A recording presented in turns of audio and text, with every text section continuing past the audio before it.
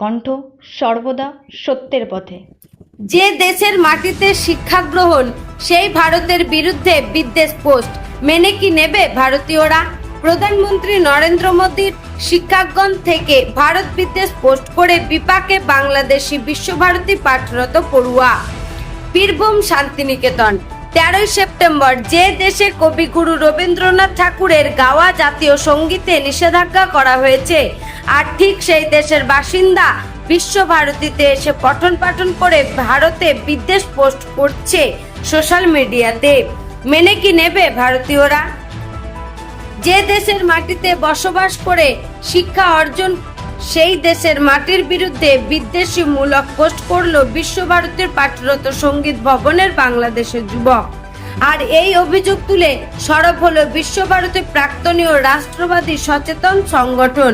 তাদের অভিযোগ, সদ্য বাংলাদেশে বন্যায় ফেনী শহর ভীষণভাবে ক্ষতিগ্রস্ত হয়েছে, তার জন্য দায়ী ভারত। এটা একটি সম্পূর্ণ মিথ্যা কথা এবং একটি অপপ্রচার। সেই অপপ্রচার পোস্ট শেয়ার করেছেন বিশ্বভারতী পাঠরত বাংলাদেশের এই বাসিন্দা। তাতে ক্ষুব্ধ হয়েছে বিশ্বভারতী প্রাক্তনীদের একাংশ। তাই বিশ্বভারতীর ভারপ্রাপ্ত উপাচার্যের কাছে ভারত বিরোধী পোস্টারের জন্য অভিযোগপত্র বিষয় লিখে জমা দিয়েছেন। এই ধরনের ভারত বিদ্বেষ মনোভাব ছাত্রদের বিরুদ্ধে কঠোর ব্যবস্থা গ্রহণ করতে হবে বলে জানান তারা। আরও জানান, 7 দিনের মধ্যে কোনো পদক্ষেপ না নিলে তাদের তরফে বৃহত্তর আন্দোলনের পথে যাবে। খারাপভাবে দেখছি, মানে একটা বিশ্বভারতীতে পড়াশোনা করে এবং মানে সঙ্গীত ভবনের এক ছাত্র, সে আপনার ভারত বিরোধী ভারত বিদ্বেষী যে পোস্ট করেছিল এবং সে বাংলাদেশের নাগরিক, তার বিরুদ্ধে আমরা একটা লিখিত দিলাম ভাইস চ্যান্সেলরকে এবং ওনাকে বলা হলো যাতে সঠিক পদক্ষেপ নেন, যাতে আগামী দিন এই ধরনের যে যারা এই ধরনের দেশবিরোধী কার্যকলাপের সাথে যুক্ত আছে তারা যাতে এইসব বিশ্বভারতীতে ঠাঁই না পায়।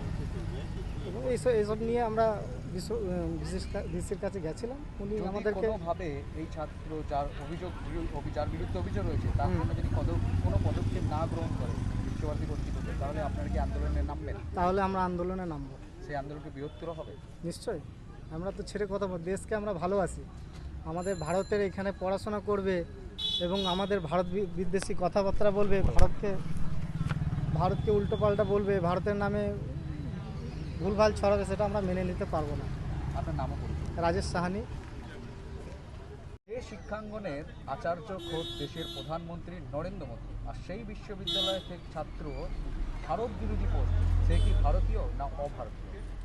না, এটা আমাদের খুবই দুর্ভাগ্য যে বিশ্বভারতীর থেকে এরকম একটা অভিযোগ উঠছে যে সে আমাদের দেশের বিরোধী কথাবার্তা বলছে এবং সে একজন বাংলাদেশি। অদ্ভুতভাবে ফেনীতে যে বন্যা হয়েছিল সেটার দরুন বাংলাদেশের একটা অংশ বারবার প্রচার করছে যে বয়কট ভারত, কারণ ফেনীর বন্যার জন্য নাকি ভারত দায়ী, যেটা সর্বৈব মিথ্যা।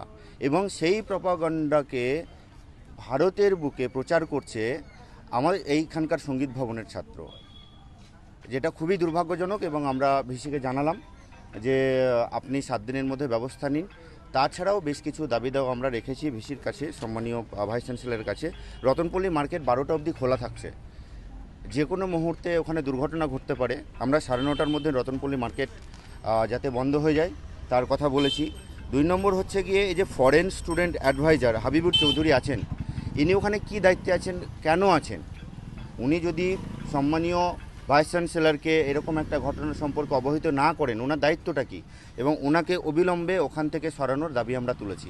এবং এই বিশ্বভারতীতে এরপরও যদি দেশবিরোধী কোনো রকম কার্যক্রম হয়, আমরা জাতীয়তাবাদী গোষ্ঠী এবং বিশ্বভারতীর প্রাক্তনীরা কিন্তু ছেড়ে কথা বলবো না। 7 দিন পরে কি ওই ছাত্রের বিরুদ্ধে পদক্ষেপ না নিলে রাষ্ট্রীয় সংঘ যে আপনাদের সংগঠন, সেই সংগঠনের কোনো ভূমিকা? দেখুন, আমরা সাধারণ মানুষের তরফ থেকে এসেছি। সংগঠন সম্মানীয় ভাইস চ্যান্সেলর বলেছিলেন কোনো সংগঠনের তরফ থেকে না আসতে। এর জন্য আমরা প্রাক্তনী এবং বোলপুরের সাধারণ যারা বিশ্বভারতীর শুভচিন্তক তারা সবাই এসছেন।